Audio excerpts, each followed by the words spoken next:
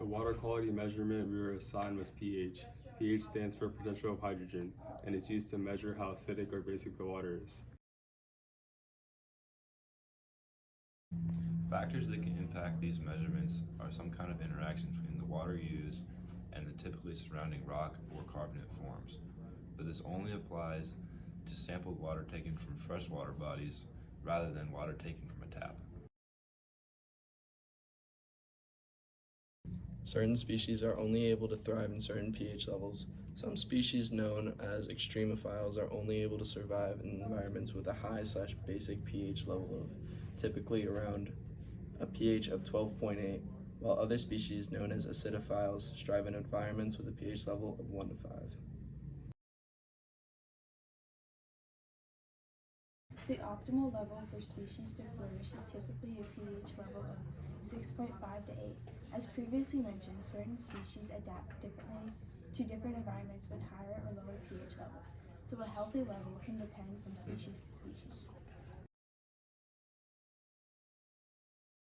pH is measured in a range starting from 0 to 14.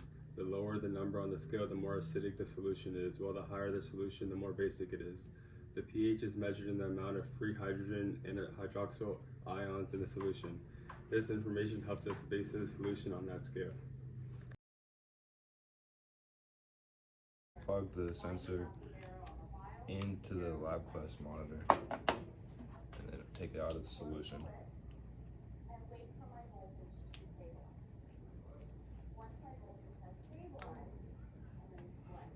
Then you put the sensor into the water that you're measuring the pH of, and it'll start to show up on the monitor. Alright, now that our pH has kind of leveled out at around 7.3, that would be our measurement, so we can take the sensor out and put it back in the solution.